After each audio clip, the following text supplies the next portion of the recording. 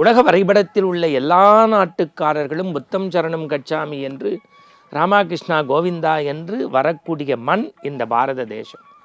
அதனால்தான் பாரதி சொன்னான், எந்தையும் தாயும் மகிழ்ந்து குடாவி இருந்தது மென்னாடு, இதர் முந்தைய 1000 ஆண்டுகள் வாழ்ந்து முடிந்தது மென்னாடு.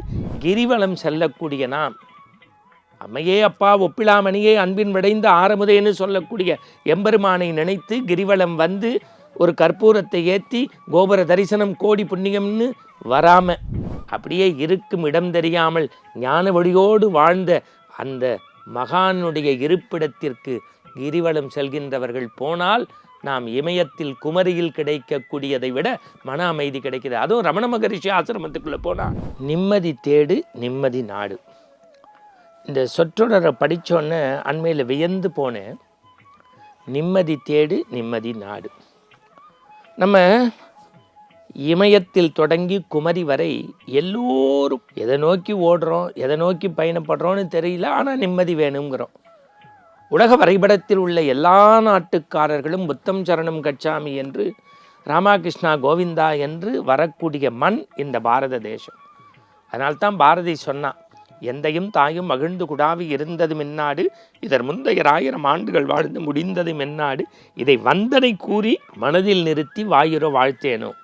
இதை மனசில் நினச்சிக்கிட்டே நம்ம ட்ராவல் பண்ணணுங்கிறான். அவ்வளோ பெரிய புண்ணிய பூமி இந்த பூமி. அண்மையில் ஒரு நல்ல புத்தகத்தோடு திருவண்ணாமலையில் ஒரு கிரிவலம் வந்து ரமண மகரிஷி ஆசிரமத்திலும் நமக்கு வேண்டிய வரங்களை தரக்கூடிய, தன்னை பிச்சைக்காரன் என்றே வாழ்க்கை முழுவதும் சொல்லிக்கொண்டு பிறருக்கு அருள் கடாட்சத்தை அள்ளி அள்ளி வழங்கிய கோமானாக சீமானாக இந்த மண்ணுலகில் பல குடும்பங்கள் தன்னுடைய இஷ்ட தெய்வமாக வணங்கிய யோகி ராம் சுரத்குமாரினுடைய விசிறி சுவாமி என்று அழைக்கக்கூடிய அவருடைய ஆசிரமத்திலும் தங்கக்கூடிய வாய்ப்பு நமக்கு கிடைத்தது.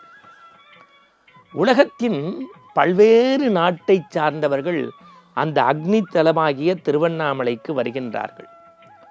நான் திருவண்ணாமலை தலத்தினுடைய சிறப்பு குறித்து, கார்த்திகை வைபவம் குறித்து, அந்த திருக்கோவிலினுடைய பெருமை குறித்து பலமுறை நாம் ஆனந்த ஆரம்பத்தில் பேசியிருக்கின்றோம். ஆனால் ஒரு பறவைகளினுடைய சரணாலயம் வேடந்தாங்களைப் போல இன்றைக்கு ஆன்மீக சித்த புருஷர்களின் சரணாலயம் வேடந்தாங்கள் என்பதை அண்மையிலே நாம் கண்டு கேட்டு பார்த்து இதை ஜெயா தொலைக்காட்சிக்காக பதிவு செய்கின்றோம்.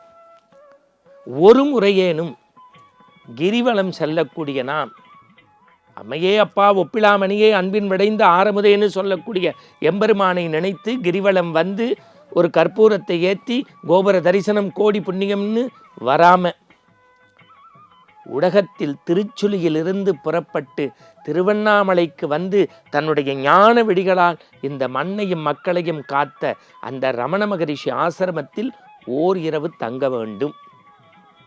அதிலிருந்து ஒரு 5 நிமிட இடைவெளியில் விசிறி சாமிஜி அந்த மெடிடேஷன் ஹால்னு சொல்லக்கூடிய அந்த மனத்தை மயக்கக்கூடிய, மனத்தை உருக்கக்கூடிய, மனித உடலை ஒரு ரசாயன மாற்றம் ஏற்படுத்தக்கூடிய பாரதி வரிகளில் இன்று புதிதாய் பிறந்தோம்னு சொல்லக்கூடிய வகையில் இருக்கக்கூடிய அந்த உயர்ந்த சிலை இருக்கு பாருங்க. பெரிய ஸ்டாச்சு ஒன்று இருக்கு. தலையில் பச்சை தலைப்பாகை, கையில் விசிறி, ஒரு 2 அடி கொண்ட ஒரு குச்சி, கையிலே ஒரு சிரட்டு தேங்காயினுடைய ஓட்டு பகுதி, வெறும் உள்ளாடை, கையில் ஒரு ஊதுவத்தி போல சுருட்டு. ஆனால் உலகத்தையே தன் பக்கம் சுருட்டி 68வது பீடாதிபதி ஜெகன்புகழும் ஜெகத்குரு, இந்த மண்ணை மக்களை காக்க வந்த ஆதிசங்கரனின் மரபிலே தோன்றிய காஞ்சி மகாபெரிய சுவாமிகள் சொன்னார், சூரிய கதிர்களின் மொத்த உருவம் பதிக்கப்பட்ட நபர் இந்த யோகி ராம் சுரத்குமார். அந்த ஆசிரமத்துக்கு போங்க. தேவகி அம்மா, அப்பா தேவகி அம்மாவே பார்ப்பதற்கு என்ன தீட்சண்யம், ஒரு சாரதா தேவி மாதிரி, ஒரு நிவேதிதா மாதிரி அறிவு சுரங்கம் கொட்டுறாங்க. இதற்காக நாம் பதிவு செய்து பார்த்து வந்து சொல்கின்றோம். அன்னதான கூடம் சார் 5 நட்சத்திர விடுதியை விட பிரமாதமாக இருக்குது. வந்தவர்களுக்கெல்லாம் இல்லை என்று சொல்லாது வாரி வாரி வழங்கக்கூடிய வள்ளலாக அந்த யோகி ராம் சரத்குமார் ஆசிரமம் இருக்குது. அதையும் விட சிறப்பு மறந்துடாதீங்க. அவருக்கே ஆரம்ப கட்ட காலத்தில் எல்லோரும் அந்த மண்ணிலிருந்து இந்த பெக்கர் யாருன்னு விரட்டக்கூடிய நேரத்தில் கூட ஒரு ஞானியை, ஒரு பெரிய வேதாந்த வித்தை, ஒரு மிகப்பெரிய ஞான மலரை இந்த மண் சரியா புரிஞ்சுக்கலேன்னு நிறைய பக்தர்கள் வருத்தப்பட்டிருக்காங்க.